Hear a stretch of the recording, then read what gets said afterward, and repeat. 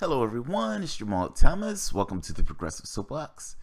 I saw this one, it warmed my heart. I had to talk about it. I had to talk about it for a few reasons. There's what something does, and there's the reason why somebody does it. Now, sometimes the reason why somebody does it doesn't really matter. Sometimes it does.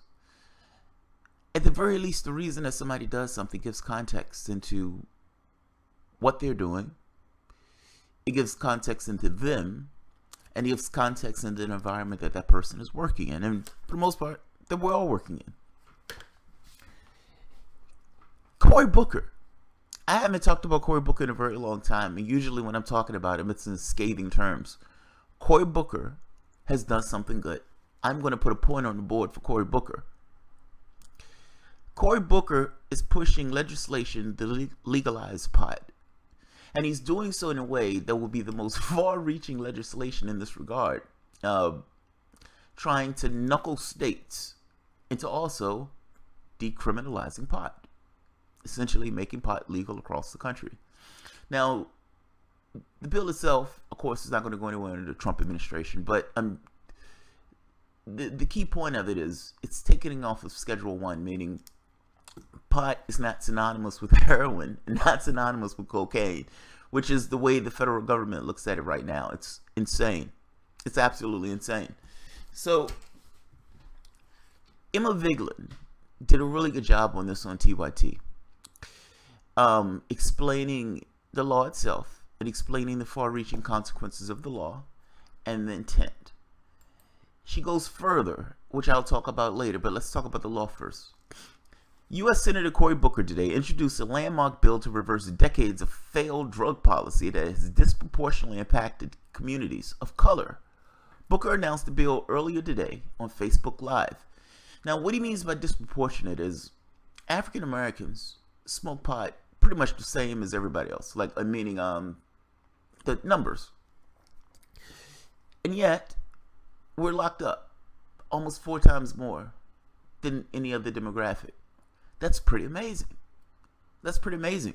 We only represent 13% of the population, and we're being locked up at a rate of 4 times more. That seems a little strange, and it seems like there's a certain amount of scrutiny that's being put on one that's not necessarily put on the other. This is, I would argue, that term systemic racism. It's this thing is though. Look, these systems that they talk about, these edifices, these are just people. These are people with certain biases in their heads when they look at other people and make certain decisions. Those decisions being sometimes, am I going to go after this person or that? Am I going to pay more attention to this neighborhood or that? Am I going to scrutinize that person more than the other? They call it systemic racism only from the standpoint of trying to explain this kind of the way it functions almost as a system, almost as this machine of sorts. But this machine is powered and built by people. It's built by people. I would always make this argument: don't cops have better things to do than chase down stoners? I'd say yes. The Marijuana Justice Act will remove marijuana from the list of controlled substances, making it legal at a federal level. The bill would also incentivize states through federal funds to change their marijuana laws if those laws were shown to have a disproportionate effect on low-income individuals or people of color. You catch somebody, it's a person of color. That person does not necessarily have the resources that somebody else that's not a person of color would have. And I'm just going by averages. I know there's some people who are white who are dirt poor. I understand that. I'm not devaluing that. I'm just going by this average in a sense of wealth based upon racial demographics. Yes, of course, people of color are going to be disproportionately affected by that just based on the average amount of wealth that a person of color has, or you can make the case don't have. If you're catching us 4 times more, and just on average, the wealth in our particular community is exceedingly less than the wealth in the white community. Come on, man. Certainly, that's going to adversely affect us far more. I'm just making this point. Look, if you're broke and you get a parking ticket, that's brutal. If you're making $75,000 a year and get a parking ticket, it's not too bad. It has to do with the percentage of your income that's going to dealing with something. What is the percentage of your income that's going to dealing with legal thing? Meaning you get stopped and busted by a cop. He pulled you over for no good reason, and yet he found pot on you. Now you have a case. Are you going to get a lawyer to deal with that case? Can you afford a lawyer to deal with that case? Is the lawyer that the court may appoint going to really actually pay attention to you enough? Meaning, would he dedicate the resources and time in the same way that if you could afford your own lawyer would dedicate the resources and time? I'm just making the point there is a disadvantage in the way those things are being held. The bill is retroactive.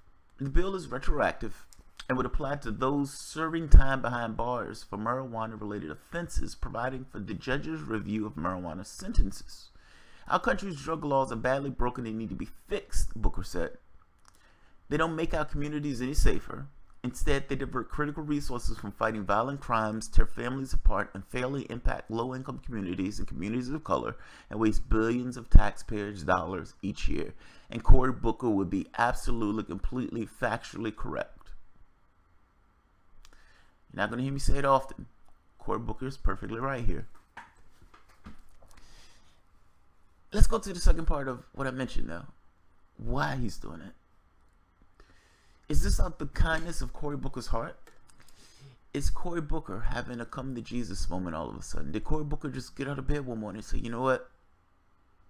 Got to do some of these pot smokers. These pot smokers are getting a hard time in our society. That may be true. I don't know what's in Cory Booker's heart.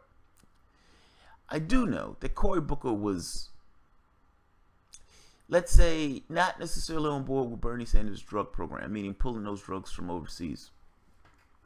I also know Cory Booker is funneled or paid for in a large degree by drug companies. Yes, there are other things that are giving money to him, but a large amount of that money was from drug companies that were in his state. Again, Emma Vigeland did a damn good job on this, essentially uncovering all of these things or these connections of these particular companies that funded Cory Booker coming out with pot-related drugs. It could be a coincidence that the companies that are funding him are trying to do pot-related drugs, and all of a sudden he rolls out a bill to legalize it. Or maybe he's doing it out the kindness of his heart. You be the judge. You decide. I'll leave it up to you. I don't want to speculate on that man's motives. I am a cynical SOB, however. And it looks like that the drug companies that are giving you a bunch of money, and those drug companies are hoping to make a bunch of money off of pot, all of a sudden there is this bill. The second part of that is Cory Booker is probably going to try to run for president. And if Cory Booker is trying to run for president, he's trying to find something that he can throw a bone to show, hey, I'm a lefty. Trust me, I'm a lefty. I'm okay with pot. I'm trying to get a bill passed for pot. Certainly I'm a lefty. Look, you be this judge. I don't know which one it is. But I err towards the side of where's the incentive?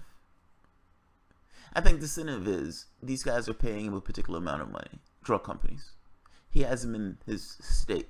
Certainly cared enough about him to try to torpedo or be one of the senators to torpedo Bernie Sanders' bill to import drugs from Canada, which would have lowered the price of drugs.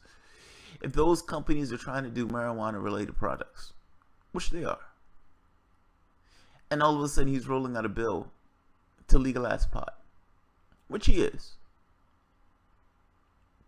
there seems to be an incentive structure there, and there seems to be a tie. And either, again, he just rolled out of bed one morning after some particularly bad nightmare. You gotta legalize pot. We need that shit done right now.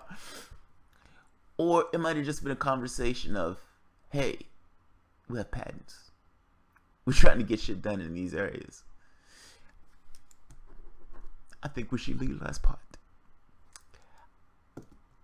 I err towards the side of the incentives. So I'll leave it at that. Look, I could be completely wrong. This could be coming out the kindness of Cory Booker's heart. I always ask the question, why now? What changed? Why just come to Jesus all of a sudden? Why right now, at this very moment, does Cory Booker all of a sudden care about legalizing pot? You be the judge. I'll leave it at that. Alright guys, if you enjoy the content, feel free to share, like, subscribe, and you can always support the work through PayPal or Patreon. Thank you.